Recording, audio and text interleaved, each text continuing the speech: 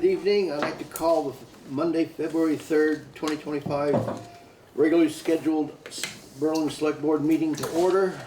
With us tonight is on my left, Flo Smith and Joe Staub. On my right is Tor Nelson and Carla Nuizel. I'm Brad Town. And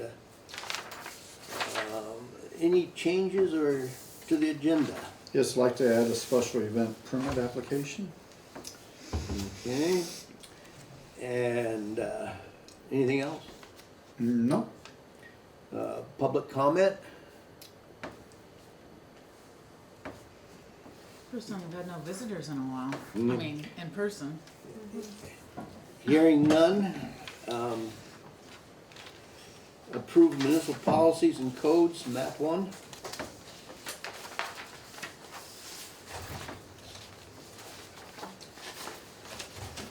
Just start our public. Good evening. Hello. So this is a document that we have to submit as part of our grant application for the New Town Center upgrades. It's pretty much a formal document that will comply with federal regulations and standards and codes and everything. So I recommend adoption of this document. Here in a second. I'll second the motion. I just have one comment. So there's one spot in here, and it's not a big deal, but the parentheses for municipality are still there, right here. I don't know if we want to put town of Berlin in there, or if it really matters, but I just wanted to point it out. Page 5.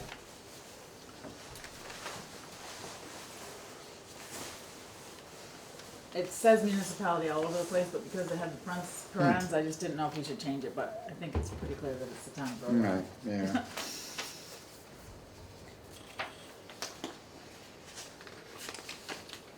It can be done after the fact too, if you don't change it.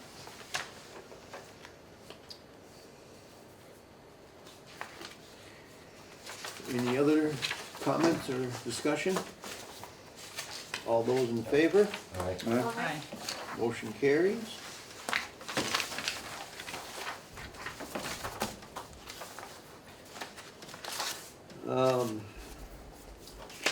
Adopt resolution correcting recorded length of Town Highway 27, Partridge Farm Road. These next two items are pretty closely related. Each year we have to submit a certificate of highway mileage to the state, verifying our road miles by class. As part of the road inventory we did this summer, we discovered that Partridge Farm Road was incorrectly recorded for the past several years. When it was accepted in 2 parts, and when the extension was accepted in 2010, the full length never got recorded on the certificate. So we were basically ripping ourselves off as with our mileage funding. So it's just a resolution to record in our minutes the true length of the road. Whereas on August 6, 2010, the Select Board, Town of Berlin, accepted the extension of Town Highway 27 Partridge Road as a Class 3 road in Berlin. And whereas on April 5th, 2000 something, the Select Board Town of Berlin changed the name of Town Highway 27 from Partridge Road to Partridge Farm Road to avoid confusion in the 05641 zip code. And whereas when the additional length of Town Highway 27 was accepted, this length was not added to the official town road mileage. And whereas during the roadway condition inventory completed in summer 2024, this error was discovered. Now therefore be it resolved by the Select Board, Town of Berlin, wishes all records to reflect the full length of Town Highway 27 being a Class 3 town highway is 3,186 feet or 0.6 miles. And be it further resolved that the Vermont Agency of Transportation accepts this updated mileage on all official maps and certificates. Dated this third day, February 2025. So I will move to accept that. And I'll second that with just a few changes. You should get that date.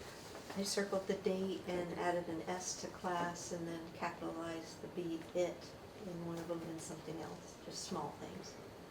Easy changes. Okay.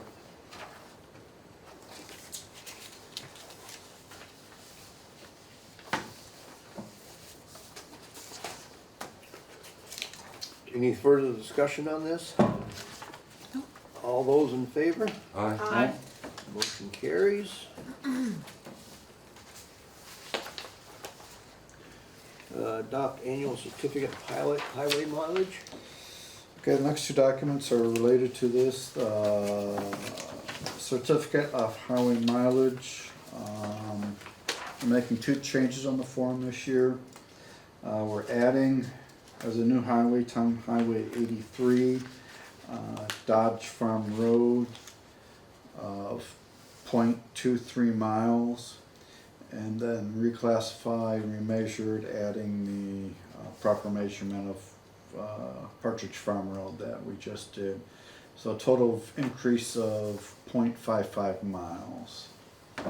And coupled with that is the certificate of completion and opening of a public highway for public travel for the Dodge Farm Road, Town Highway 83. I move to adopt both I second the motion. documents. Any further discussion? Hearing none, all those in favor? Aye. Aye. Motion carries. Personnel policy update.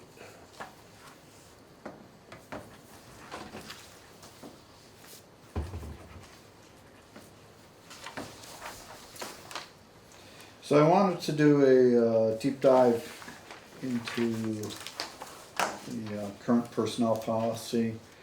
I think it's time to do some updates on it, and so we've got it prepared for when we need to start look at adding anything for the fire department. We're starting with a good document. So starting on, actually, I guess it's page 5 where we get into the meat of the document. And I expect this to take a couple of meetings for us to totally get through it. I don't expect us to get all the way through it tonight. Section 1, general provisions. Section 101, administration. The select board or their designee shall have the responsibility for the administration of these policies. This personnel policy does not constitute a contract of employment. Employment with the town of Berlin is at will, not for any definite period or succession of periods of time. Where a conflict exists between this policy and any collective bargaining agreement or individual employment contract, the latter will control. Moving on to 102 authority, these policies are established pursuant to 24 VSA 1121 and shall be effective upon approval by a majority of the board. Section 103 application, this policy applies to full-time and part-time employees of the town of Berlin, elected officers and their statutory assistants, members of the town board and commissions, volunteers, seasonal employees, and persons who provide the town with services on a contract basis are not covered by this policy except as stated herein. Notwithstanding the above, the elected town clerk and statutory full-time assistant are eligible for retirement and health and life insurance benefits as designed in section 501. This is section, actually will probably have to be updated with the fire department and then definitely need to be updated with the town clerk being appointed a year from now. Yep. Top next page, 104. The town is an equal opportunity and affirmative action employer, and the town shall not discriminate in any of its employment or personnel decisions on the basis of race, color, religion, sex, sexual orientation, national origin, or disabling condition, and shall operate in accordance with the laws of the state of Vermont and the United States. You might just want to double check that's as is comprehensive. Up-to-date language. Correct.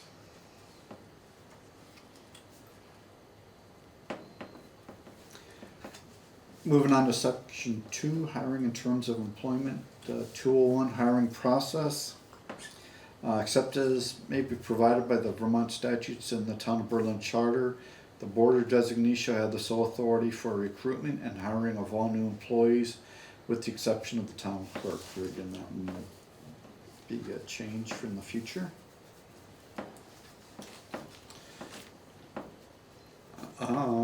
Then there is an added section on nepotism. The Town of Berlin, in recognition of the potential for a conflict of interest to occur in the workplace, prohibits the hiring or transferring of relatives. When doing so will result in a close relative supervising or evaluating another close relative, or a close relative supervising or evaluating the immediate supervisor of another close relative. Close relative includes a spouse, civil union partner, romantic cohabitant, parent, step-parent, grandparent, child, stepchild, grandchild, sibling, aunt or uncle, niece or nephew, parent-in-law, and sibling-in-law. 202, eligibility. Individuals shall be recruited from geographic area as wide as necessary to assure the town obtains a list of well-qualified candidates for the various types of positions. Equal employment opportunities therefore should not necessarily be limited to residents of Berlin. However, in cases where residents and non-residents are equally qualified for vacant positions, town residents shall receive first consideration in filling such vacancies. All job openings shall be posted at the town office and on the town's website for 14 days, starting upon official announcement of the position. Section 203, new hires. All new employees are required to complete a Form W-4 for payroll tax withholding, a Form I-9 for verification of United States citizenship or authorized alien status, and an employee declaration of health care will be required to start work. Top next page. All new employees required to drive a motorized vehicle as part of their employment shall submit proof of a current driver's license. The town will conduct a motor vehicle record check of applicants for positions that require driving, and I've added in here, at least on a yearly basis. Section 204, physical examination. All new full-time and part-time employees who are hired into positions where health or physical abilities are important for the performance of the essential functions of the job may be required to have a physical examination at the expense of the town after an offer of employment has been made. Appointment to a position may be conditioned on positive results of the examination.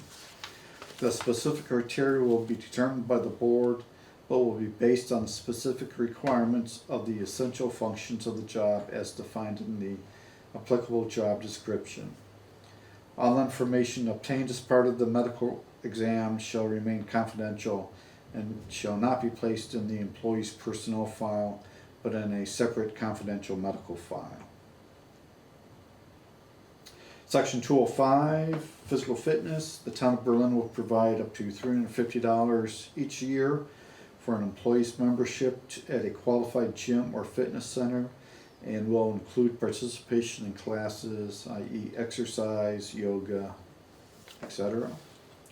On the physical examination, How is that gonna work with the CDL drivers?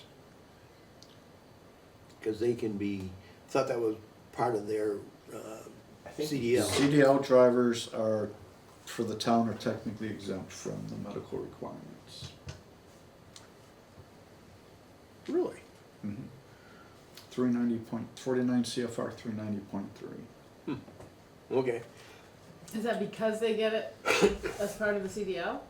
It's because they're town employees. See, the CDL driver's supposed to have a physical. Municipalities are exempt from the trucking regulations. Oh, but when they get the license, do they have to get a They, now some do have it, but you can certify as an exempt. oh, so if they Driver get it on the while they're license. here, or while they're working for the municipality, they don't have to? They don't have to Undergo have the a physical, correct. Okay, alright, got it. I was wondering about that. We looked several years ago into incorporating that as a town policy and decided against it at the time. Why? You don't know. We had probably one or more individuals who wouldn't be able to pass it. Okay.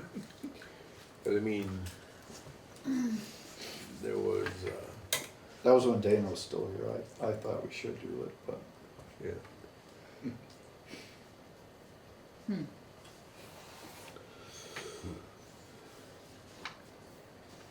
Okay, I'm good. Sure. I have a related question. Do you need a CDL to drive a ladder truck? You do not need a CDL to drive an emergency vehicle when there's an emergency. Now, if I was to take that for maintenance, for service, you need to have a CDL to do that. A non-emergency CDL required. Hmm, interesting. thought you were gonna say clear as mud.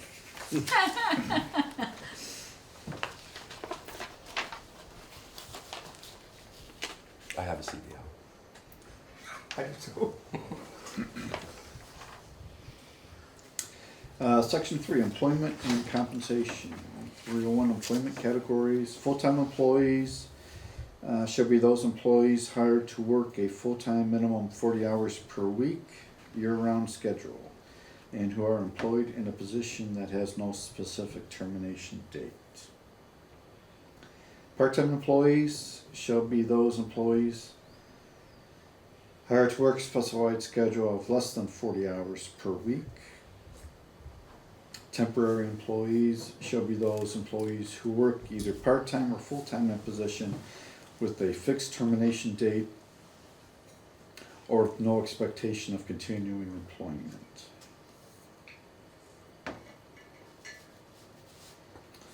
Uh, 302, payment I have a period. question. Yep.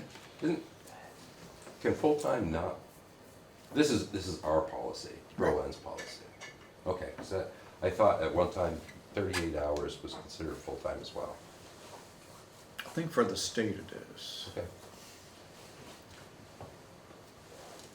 But this is our policy. Right. We can set anything we want. And there's no requirements under law that there's a different amount, I guess, I hope. I was wondering. that too, I to be think it honest with gets, you. I think it gets into the collective bargaining agreement Okay. and, lunch breaks and things like that. I know in Illinois it was 37 and a half hours, but, Yeah, you know, you worked an 8-hour shift, but you didn't get paid for your half an hour lunch break, so that dropped it down from 40 to 37 and a half. Take it, subtracting out 5 30-minute lunch breaks. So, I don't know if this would be something that would affect PD. Do they do 40 hours a week?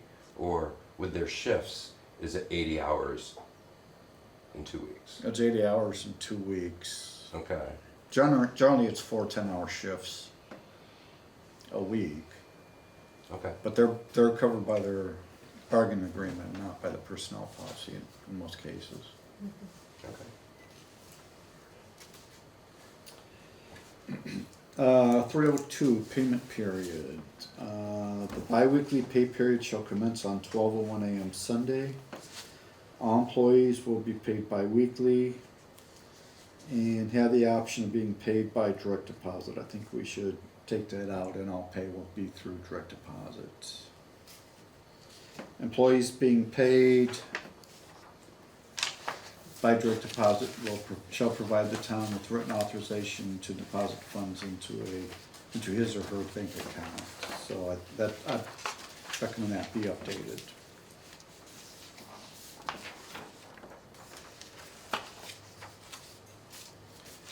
Overtime pay 303, all hourly employees shall receive time and a half. Their basically hourly rate for work in excess of 40 hours per week, with prior written authorization from his or her supervisor. That's Addition. it's going to be emphasized more, and I think we need to get back to that. Unless comp time is offered and accepted, vacation, holiday, and sick time leave shall not be counted as time worked for purposes of overtime computation. So that isn't. the So- policy. Again, this is our policy, we can write anything we want. Should it be anything over an 8-hour or 10-hour? I don't know what your daily schedule would be. Some people work 10 hours, other than PD.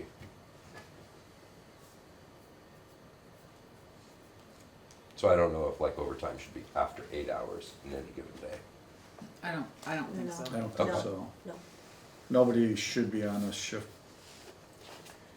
Well, I mean, highway's on a 10-hour shift in the summer. I mean, you could work 10 hours one day and then not end up working 40 hours. You shouldn't get overtime for that.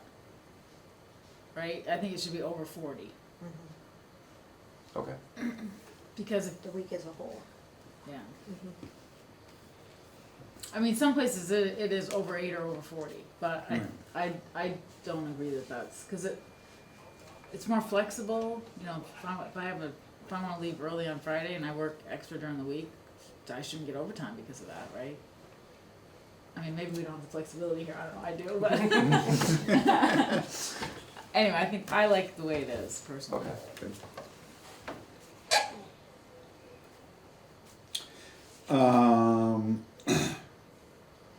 Second sentence, hourly employees are also eligible for overtime pay, time and a half their hourly rate, if the employee is required by the supervisor to return to work outside the normal schedule. And that primarily had to do with the highway department Yeah. call-ins. Mhm. Makes sense. 304, employee wage adjustments. Any adjustments to a wage rate will be effective as of the next bi-weekly pay period. Probably should say the start of the next.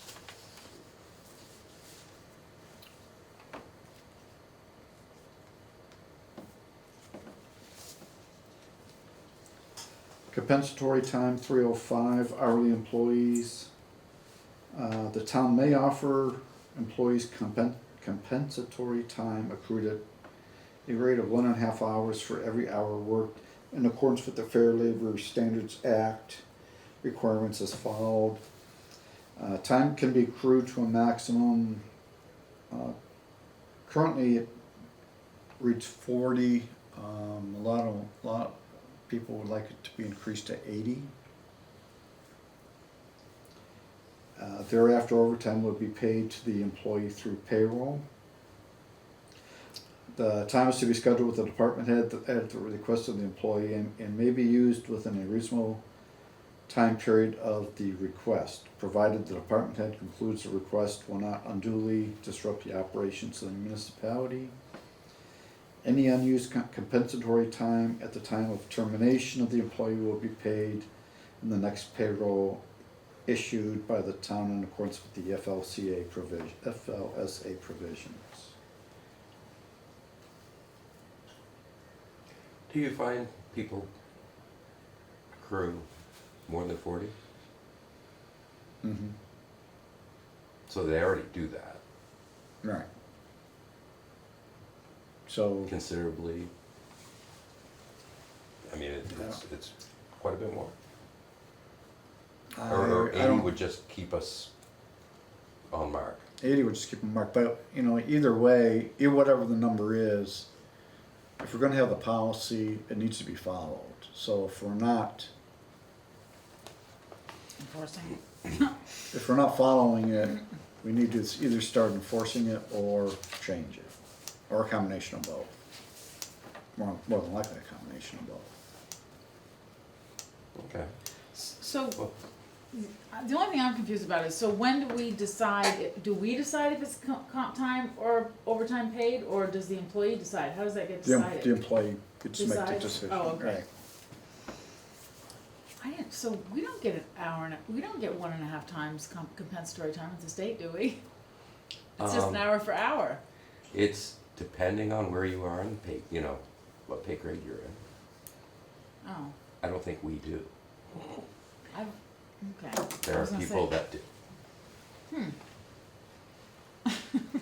But it's kind of like you increase the speed limit on a certain road because everybody's speeding, they're still gonna go beyond the speed limit. So I guess it's whatever we change it to, we still just need to follow it. Right? Yeah. Correct. And then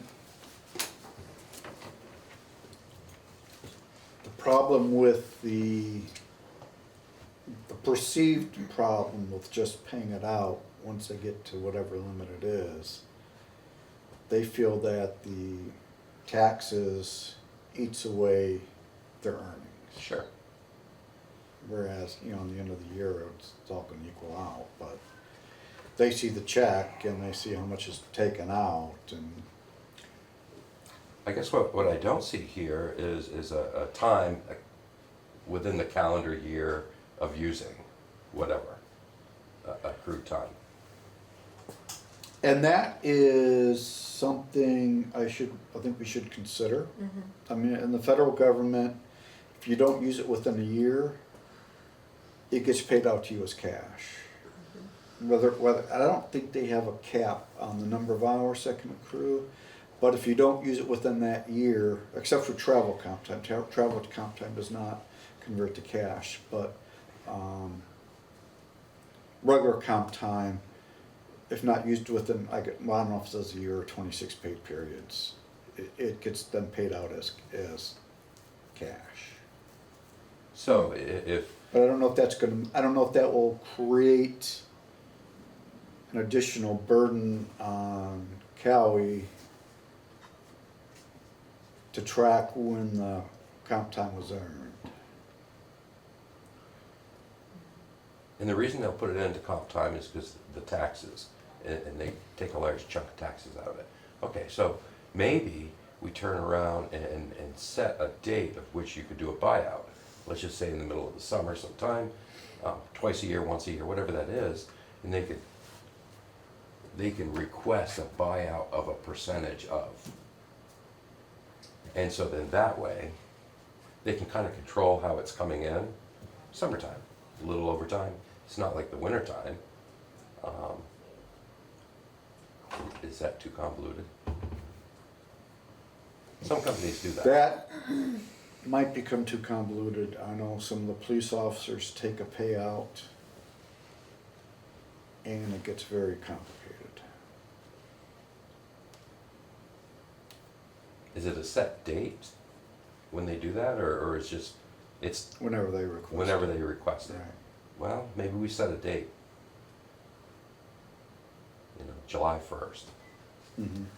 or whatever that is. I don't know. Just a thought.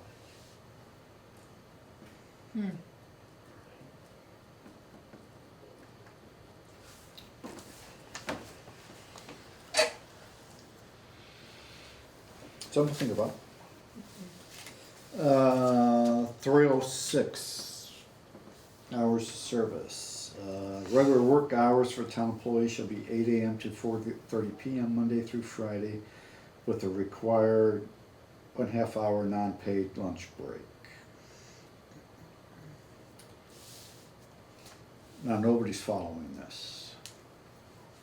Not currently being followed.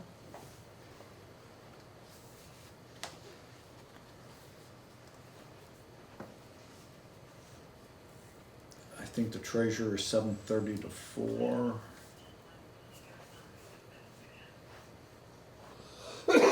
Tom can be as early as 5 or 6 in the morning. And I've talked to him that early, so I know he. We should definitely look at standardizing it unless there's a special request or reason. That's my take. Mainly because of potential for walk-in traffic and Right. questions. Right. Every Being position in available. this office is a Yeah. public facing Correct. walk-in Mhm, office. mhm. So we either have to alter the hours of, well, So, only thing I have to relate to is the state. But they have like their core hours that you need to work these in the AM and in the PM. And there's some flexibility on start time and end time. Something to think about. Maybe you pick core hours that they have to be there for, whatever that is. Are you going to pick core hours, or are you just gonna say that those hours have to be covered? Because we have 2 assistants in the office. Yeah. I would say the state does it on each employee, core hours. I was just trying to speak to the,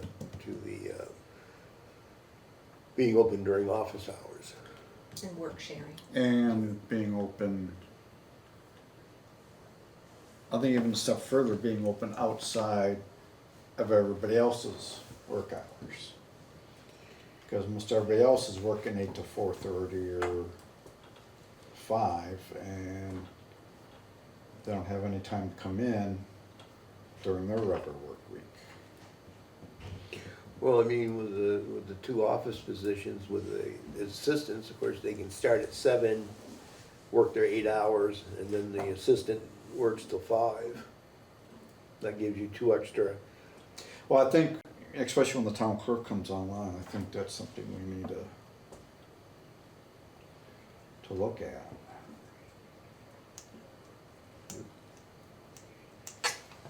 But that would be a benefit to the public to be able to come in at 7 and do their, whatever business they're required to, and then, That or come in yeah. after 4:30. Well, I mean, if you were to open at 7 and end at 5, you still have the hour, I mean, you can still overlap the assistant hours and be all right, yeah. so. So we can have people in the office working, and those doors are automatically locking at a certain time. So it's really still hard to gain access to certain individuals after those hours on the, Can't that be adjusted? Oh, yeah. again.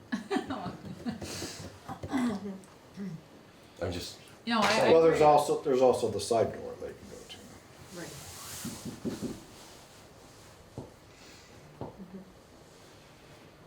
Yeah, those are solvable if we just set different hours, I think. Mhm. I don't like that system at all to begin with, so. Don't get me started on With the automatic locks. it, yeah. Yeah.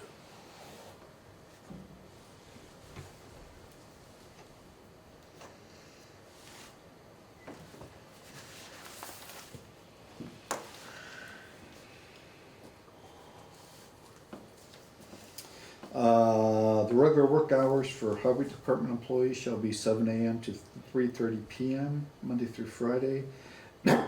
Excuse me, for the period November 1st through March 31st, and Monday through Thursday, 6 AM to 4:30 PM, for the period April 1st through October 31st. The road crew shall take a 1/2 hour non-paid lunch break. The schedule is subject to change for weather-related issues. Top of page 9. The town may change regular work hours, and employees may be expected to work additional hours that may exceed 40 hours in a given week as circumstances required. All employees are expected to be in attendance during regular work hours. Employees who will be absent from work are expected to notify their supervisor in advance whenever possible, but no later than the predetermined start time. And employees will be responsible to schedule any time off with their supervisor.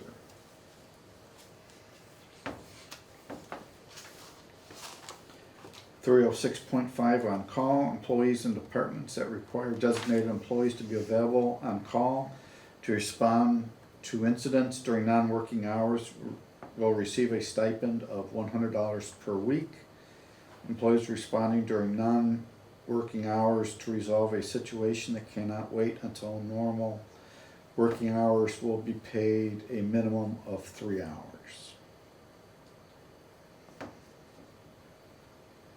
.307 expense mileage, reimbursement and mileage, travel outside the towns of Berlin, Berry, Middlesex, Moretown, Northfield, Williamstown, and the cities of Montpelier and Berry shall require approval from the town administrator.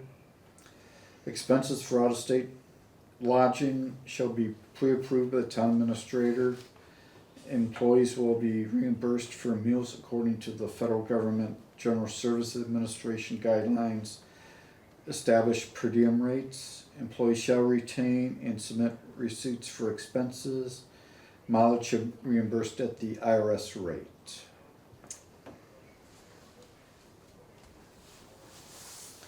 .308 reimbursement for work safety boots. Employees in the highway and public works. This is a change. It just says employees working in a department. I'm narrowing that down to highway and public works. That requires employees to wear safety toe boots are entitled to reimbursement for the purchase of boots to be worn on the job. Reimbursements will be up to $300 per fiscal year. That's an increase from the current $150. For one pair of safety toe boots as acceptable by VOSHA and in accordance with federal OSHA policy 1910-.132. The employee will be reduced based on the actual cost of the boots. Boots costing less than $300 will be reimbursed for the total cost, while boots costing greater than $300 will reimburse $300. Employees will need to submit a receipt for the boot to the supervisor, who will in turn approve the reimbursement and request reimbursement through the treasurer. No boots are to be charged at any store where the town may have a charge account.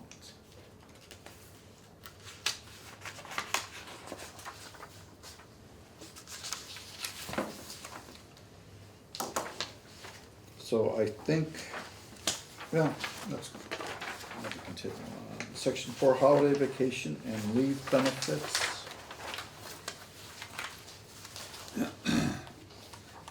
401 paid holidays. Full-time employees are entitled to the following: 10 paid holidays per year. Holiday hours would be based on the hours the employee would be scheduled to work when the holiday occurs. Holidays are New Year's Day, President's Day, Memorial Day, 4th of July, Labor Day, Columbus Day / Indigenous Peoples Day, Veterans Day, Thanksgiving Day, Day after Thanksgiving, and Christmas Day. 24 hours of personal time pay per fiscal year. Personal hours shall not accrue. Each employee shall request and obtain consent for such personal time in advance from his or her immediate supervisor. Personal time for new employees, for new full-time employees, will accrue at the rate of 2 hours per pay period. Part-time employees shall be paid for observed holidays when they fall on days for which they would otherwise be scheduled to work, according to the number of hours for which they are scheduled to work on that day. Part-time employees shall not be eligible for paid personal days. Temporary employees shall not be eligible for paid holiday days or personal days.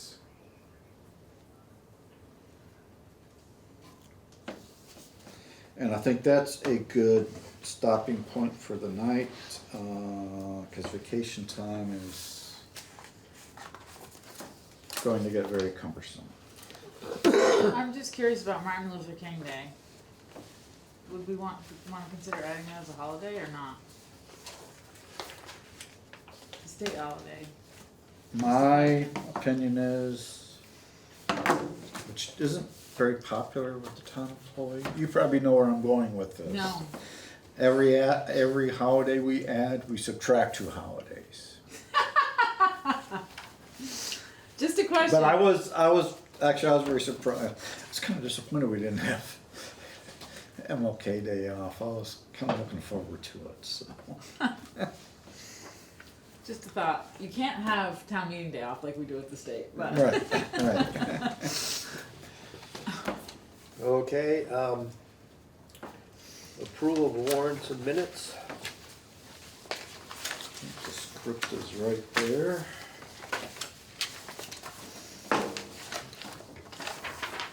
I make the motion to approve payroll warrant 25-15 for payroll from January 12th, 2025 to January 25th, 2025, to be paid on January 29th of this year in the amount of $73,455.12. Also payable warrant 25G15 with check number 24674 to 24699 in the amount of $85,509.38. Here a second. I'll second. Any further discussion? All those in favor? Aye. Motion carries. Motion on the minutes. We have 2 sets of minutes, Monday, January 20th, 2025. I do not believe this one was sent out in advance.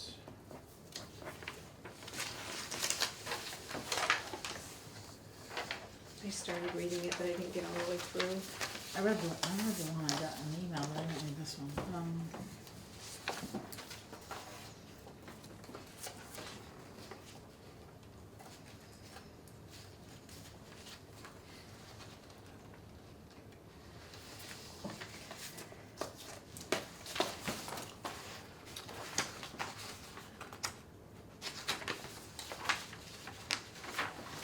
Is Bob's name spelled wrong? Yes, There. there's no, it's. It's no, that, W it's got an R N. extra E. Yeah.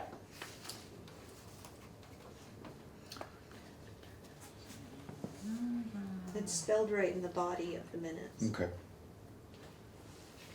Under the FY26 budget section, it's spelled right there.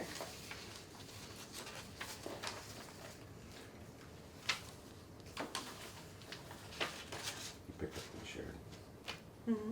Yes, there was, earlier I circled on page 2 under capital fire mutual aid systems update, second line toward the end, sentence begins stop and it should be shared. And at the very end of that paragraph, it should be select board's regularly scheduled meeting in the future. And I'm just reading the last page right now.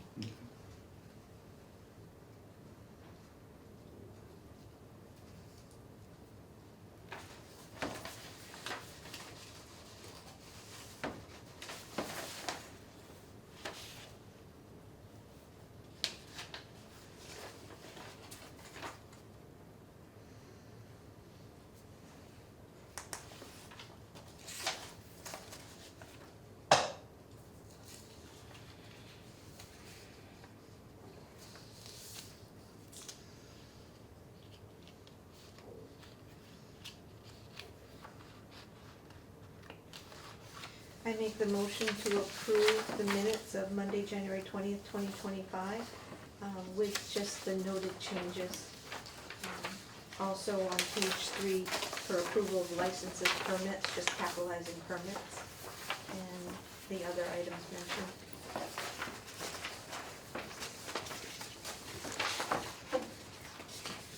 I'll second. Any further discussion? Hearing none, those in favor? Aye. Aye. Motion carries. And now the minutes of January 23rd. January 23rd.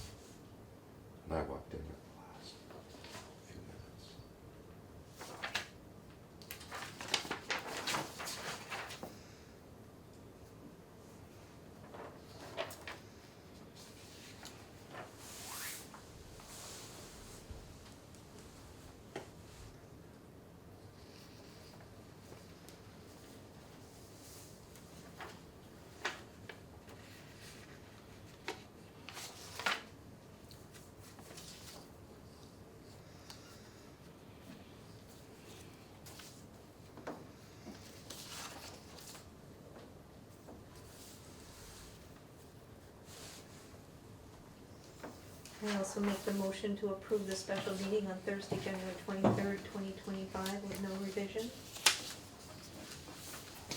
Second. Any further discussion? Hearing none, all those in favor? Aye. Aye. Motion carries. Roundtable, Joe? I think you have a special event. Yeah, we We want Oh, to- that's right. That Woo-hoo. permit too. Special event, the runners, Central Vermont Runners, 50th annual Paul Mehlman Running Race on April 19th on River and Jonesbrook Road. It should be a fundraiser for the Good Samaritan Haven. It was passed out to the police, fire, and EMS, and no responses were received back. They got signage. I'm good. So moved. well, there's a mistake here in the application. It says River Road and Jonesbrook Road. River Road's in Moortown. It's 3 Mile Bridge Road 3 in Mile Junction, Bridge Road. in Junction Road. Oh, Good catch.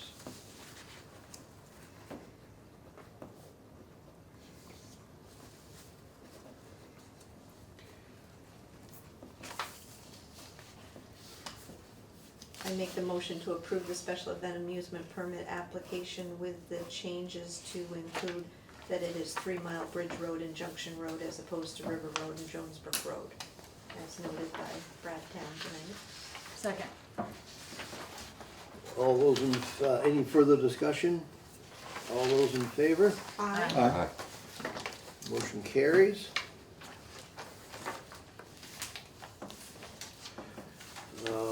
We're gonna do some of this mailbox thing, or? No, they never came in, so. Okay. Roundtable, Joe? I'm good, thank you. I'm Well- also good, thank you. Carla? Tor? Fred. And we have executive session. We do, I move that we enter into executive session for personnel under 1 VSA 313A3. And I do not expect any action afterwards. Second? Any further discussion? All those in favor? Aye. Aye. Aye.